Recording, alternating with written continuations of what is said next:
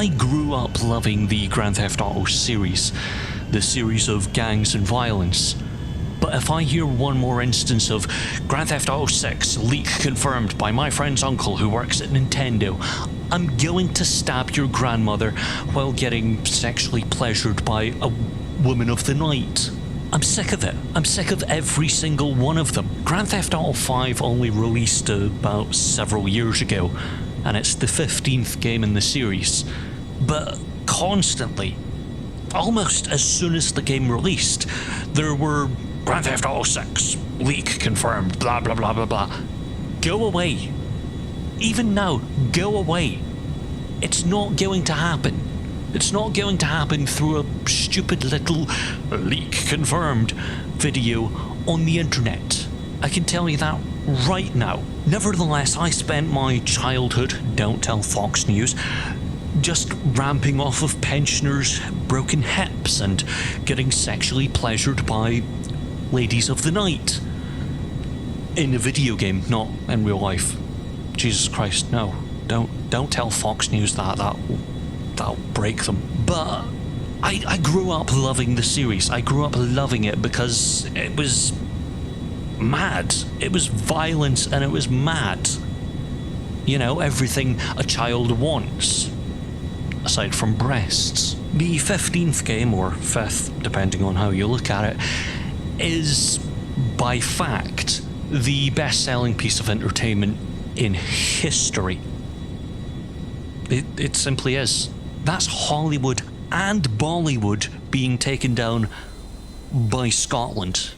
The unintelligible, haggis-eating people. My people. So it's no wonder that I, of course, have played it and I have enjoyed it, but I want to talk about it today, mostly because I did that last week, or this week. New video schedules. I hate you. The point is, I wrote a thing about it, and I wrote very, not detailed opinions, but I gave general opinions of, oh yeah, I quite like this, but no, I don't like that or that, and the online can get right in the bin. That's a hive of scum and villainy filled with microtransactions that just try to purge every penny from your wallet. I couldn't think of another P word, so... No, please, no. Pilfer? Yes, that would work, but that's not the word that would go in there. Nonetheless, the point is, I genuinely love the game. I waited with bated breath for it back in 2013 when it first released. Then I played it again on the PS4, which brought a whole new graphical update and a bit more of that first-person thing that, it's a bit crap, isn't it? For the first time ever in the series, you could play the entire game in first person. But there's a problem. On consoles, that means your field of view is, you know, when you look through a letterbox and you can't see shit? It's that. It's literally that. There's nothing. Of course, you need to look side on, but still, the point is, the map. Jesus Christ, that map is magnificent. If there's ever an argument of, oh, are video games art? Well, yes, look at that bit of majesty. Look at that beauty that is the Grand Theft Auto 5 map. Do I think the game is art? No, not really. I think the bits that make up the game are, yes, but the game as a whole, it's a muddy discussion that needs to be had elsewhere and with thought and without all the coffee that's filled me this morning. It is so beautifully sculpted, it's almost like the Venus de Milo's nipples. It's so precise and so beautiful. It is, it's magnificent. It's back in the wonderful, wonderful, wonderful San Andreas, which I genuinely love. I don't care for New York or whatever, Liberty City, that's the one. I don't care for that. I think that's a boring thing. I'm sick of New York. I don't like it. I don't really like Los Angeles either, but I like California. I think it's a beautiful place. It's filled with many different little bits. There's the greenery, and then there's the desert bits, and it's all different. Whereas New York, it's all concrete and hatred and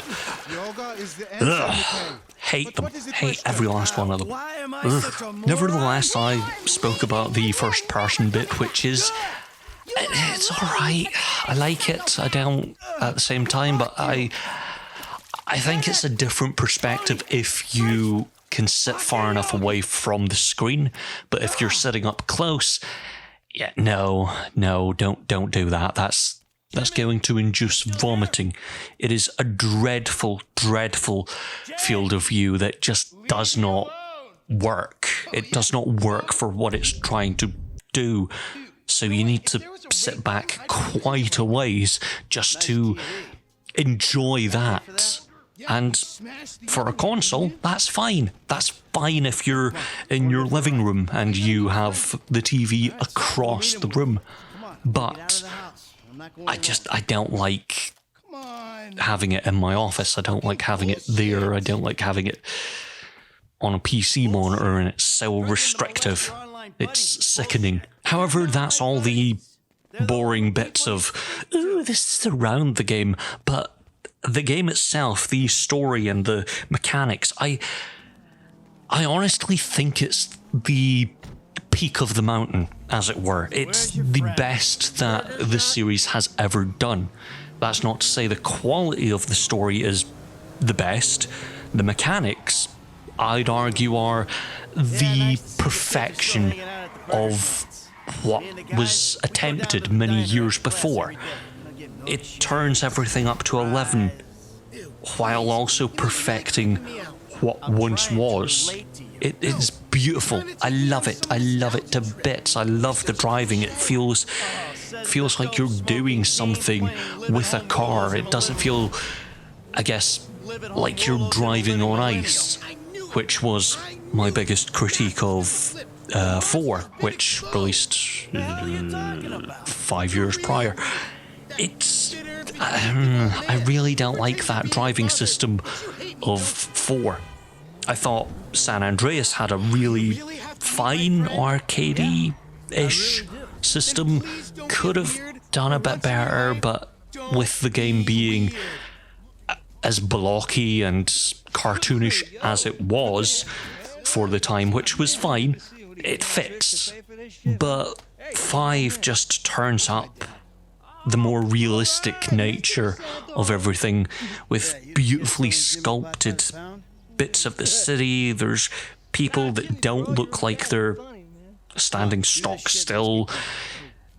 It all feels a bit more, I don't want to say realistic, but it's a step closer to realistic, which, of course, Red Dead Redemption 2, which is the third game in the series, but the point is, I don't care for realism, but the touches, the little bits that make the game more playable, I guess, are brilliant. I like being able to stand on a ledge instead of hopping right over a bridge. Oh yeah, I'm just going to stand on this very thin ledge. No, I'm going to smack my head off of the concrete below. Oh yeah, smart idea, CJ. Or how about the stupid mechanics of Nico, that's his name. I forgot his name. All I had in my head was Grey. Anger and Grey. I genuinely hate 4. Being able to maneuver the city with precision while also having that Grand Theft Auto tank-like movement is brilliant. I love it. Okay, the tank movement, meh, but it is the best that the series has had. On the story side, that's a bit more of a muddy question, because it's a weird spot to be in to critique such a story now. Of course, there's the claims of, oh, woke,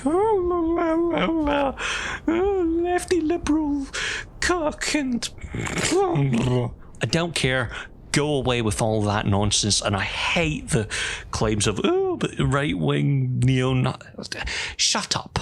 I think the Grand Theft Auto series is brilliant, but flawed. This is what I'm going to say on the whole, oh, but they over-sexualize women and all of this, and yes, I agree.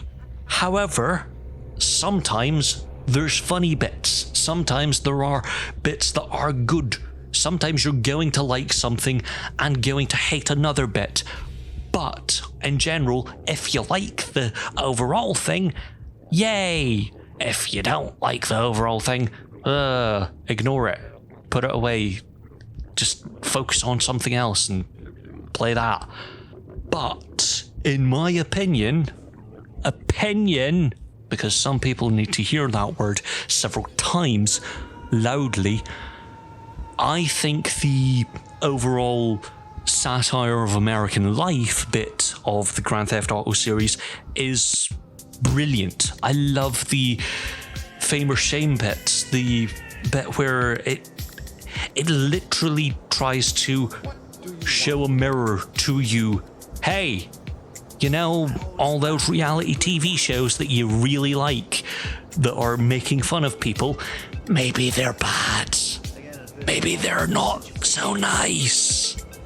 Maybe your so-called liberalness isn't really that liberal, and you're just making fun of people and other bits of life while also claiming, oh, but we should all hold hands and lick each other. Senseless. No, go away. I hate all of you. Side note, this may be the coffee talking, but the lefty liberal and right-wing neo-Nazi bits, it's just a bit about the language that we use around games and their problematic areas. Yeah, sure, there are things that you might not agree with, but you don't agree with them. That doesn't mean they should all fuck off and die. Cool, we got it. Let's go back to enjoying me be mental. I genuinely think the whole bit with Amanda and Tracy, I don't like that. They are the closest you have to women that are aligned with characters, and they're still poorly written, over-sexualized, nothing. I don't like them. I don't like them as characters. I have no opinion of them because they have no opinion on anything. Of course, there's Solomon Richards, who's literally what teenagers and 20-somethings think everyone over the age of 35 happens to be. He's a madman who is cliched and old. That's it. He's old and And then you have Tanya, who's a meth head, essentially. Oh, and that's it. She's just a meth head. I don't like her. I don't like her because that's all she is. It's moderately, oh yeah, this is funny. Oh wait, you have more on-the-nose satire, as it were, with Fabian, the European yogi that's just that. You have bits that are less, what's the word, politically sensitive, or at least you have to be politically sensitive around the phrasing of what these people are. Because, oh, Tanya, meth head, oh, no, you shouldn't call her a meth head, she's troubled. Oh. And then you have Solomon Richards, who's basically anyone old in the cartoonish eyes of 20-somethings. Oh, you can't call him old, that's ageist. Who gives a fuck? He's a character. He's pixels on a fucking screen. I've said this of Hideo Kojima's writing, but Grand Theft Auto in general has been a series not of subtlety which you can bring with a pen, but rather a metaphorical, artless and chaotic elephant crashing through a one-man band and a cymbal shop at the same time. It is mental, it is stupid, it is not meant to be taken seriously. Yet over and over again there's this discussion of, oh, but are the women treated fairly? No, of course not. The game literally puts women in the eye of someone who wants to objectify them. Trevor, who just sees women as sex objects. Michael, who sees women sex objects. Everyone in the whole game sees women as nothing more than just objects to have sex with. There's just nothing there to say otherwise. That is what women are in this game. Cut and dry. Should it be taken seriously? No, it's a bloody game. It's silly nonsense. It's silly nonsense on purpose because it's trying to be silly nonsense. That's it. It's not trying to draw some philosophical idea of what life should be or could be.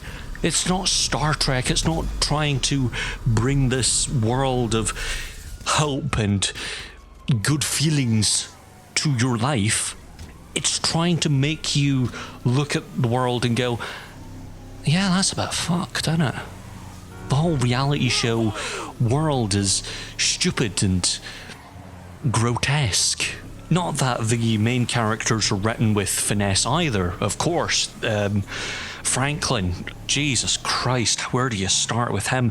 He's a man trying to get out of the world of crime and into a better life that he can thrive in and not have all these horrible things happen to him where he's being shot at, or he has friends that just don't treat him well.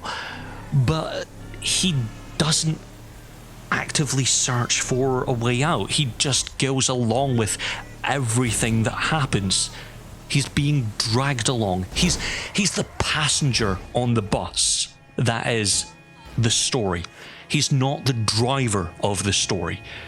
Instead, that's Trevor and Michael, who are direct opposites, but one in the same. And this is what I like about the story. I kind of like about the story. The way that characters play off of each other. The way that Michael, for all that he is, his initial goal, his first thing, is to get away from the life of crime. The opening is the prologue of here's why Michael is away from crime. This is how he got away from it. And then the rest of the game is him being slowly and progressively dragged back in to the life of crime. Whereas Trevor himself is, well, he's never let go of crime. He's a weirdo who will constantly search for crime. He'll search for ways to be horrible. He will go out of his way to eat dogs, smoke meth, stick his fingers up his bum and sniff, murder hellbillies, give cannibalistic nudist cults dinner by finding newlywed couples. He'll rob banks. He'll sleep with the rival's meth head girlfriend. It's all very much the madman that is id. He's the player's id. He doesn't have character because that's for the player to project onto him. He is essentially the mind of everyone that plays a Grand Theft Auto game. He is mental. He's just wrong in every single way. But you play as him because it's fun. You're not meant to cheer every one of the characters on. You're not meant to think, oh yes, you're a protagonist. If anything, Franklin is the protagonist, but he does nothing to get himself out of the horrible situation. Whereas Trevor doesn't get himself out because he enjoys madness, he enjoys killing, he enjoys drugs and doing horrible things, he enjoys being a horrible person. Whereas Michael wanted out, he wanted a better life for his family, but of course he's dragged back in. He has a basic instinct that is very much like Trevor, who wants to kill. He wants to be in chaos. He wants to be surrounded by this chaotic elephant that does trample a one-man band, that does crash through the cymbal shop. I think the way that they pull each other in different directions, the way that the game is structured, the pacing is the best that any Grand Theft Auto game has been. It's paced like a TV show. It's paced like little segments where you drop in and out of life, not only of the characters that are doing missions, but characters that are not doing missions. When you drop into any character, they're doing something. They have a life outside of what you do. When you drop into Michael's life, he can be watching a film, he can be sitting there on the couch with his kids, he can be by the pool, he can be relaxing, or he can be shouting at someone for being an arsehole. Meanwhile, you have Franklin, who, well, the only thing that I can think of is him sleeping with a woman and then calling a taxi the next morning, but that's about it. Maybe dropping out of a bar and hopping on his bike. Not really much that Franklin has to do, really. He just shrugs and goes, yeah, sure, I'll go along with crime. But you have Trevor, who you never know what Trevor's going to do. One minute you might find him standing over a couple on the beach sunbathing, and he'll tell them, "What is wrong? What's wrong? I'm just looking at you," as he stands literally over someone, his shadow cast upon them, cast across their breasts. And he just looks creepy doing it. He can be raking a bin just for food. He can attack someone. He can be chased by cops. It's all very much giving the characters character. You know, that thing that we're supposed to give everyone in games? The pacing just is the perfect bit of the puzzle. It does nothing but keep every bit of life as you know it in San Andreas alive. It keeps characters up in the air. It keeps the world as it stands up in the air. It keeps the story going. Instead of, let's take San Andreas for example. San Andreas is a brilliant story. It's a brilliant game. I love it. I think it's one of the best games on the planet, and it's probably the Grand Theft Auto that I've played more of than 5. And that's saying a lot, considering I've played over hundreds of hours of Grand Theft Auto 5, probably 500 plus. But San Andreas I've played far more of because it's much older, and it's brilliant. Nonetheless, that story of CJ going through all the little bits of the map and then returning, that is bloody long. That's a really long game. The story itself is far too long. It sits there forever. And that's the problem with Grand Theft Auto games. The pacing just does not fit with one character. It does not fit with this long sausage, I guess. It's just a long sausage of nothing but that. It's very thick and blah, blah, blah, blah. I like sausages, but I've started going into the vegan meats and all that such. But nonetheless, the point is, I quite like the world when it's kept up in the air. And then when it's not kept up in the air, I'm kind of done with it. I'm kind of done with For example, Liberty City. I despise the city because I've only experienced it in that badly paced format. That said, the final bit of the game, the end game as it were, is dreadful. It is awful. Unless you have preordained knowledge to do the very specific things to go, okay, I'll put money here, I'll do this, I'll do that, and I'll do all this. Unless you know exactly what to do, when to do it, and all of this, you're not going to have enough money in the end to buy all the properties that you're supposed to after the game is done. You're not going to have all the little bits to do what you're supposed to do unless you want to grind and grind and grind the missions that you're meant to do if you own the businesses. And it's that's all it is. It's just I don't want to do that. I really don't. Nevertheless, I do actually love Grand Theft Auto 5. I think it's a brilliant game, and that's what I'm critiquing it on. That's what it is. It is a game. I'm not going to say, oh, but the story's bad, therefore it's all bad. Yeah, there's bits of the story that are just shite. It's just shite. But the overall of the game is brilliant. I love it. Not a perfect 10, of course, if we're going to assign arbitrary numbers that no one has standardized at all, including Metacritic, which everyone seems to love because, ooh, they have all the numbers together. Yeah, but no one's standardized what those numbers mean. Therefore, but it's not the perfect 10. It's not a perfect game. It's not Portal. But why am I even talking about any of this? You all already own the bloody game several times over. I do on 3 different platforms, for Christ's sakes. I mean, own outright. Not this, ooh, I have it on Xbox Game Pass. No! I don't. I have 2 disc copies behind me, and I have it on PC. That's how much of a fan I am of this bloody game. I own it 3 times over. I own San Andreas, and I've owned it several times. I'll admit it, I like Rockstar games. Okay, do I like Red Dead Redemption 2? Not so much.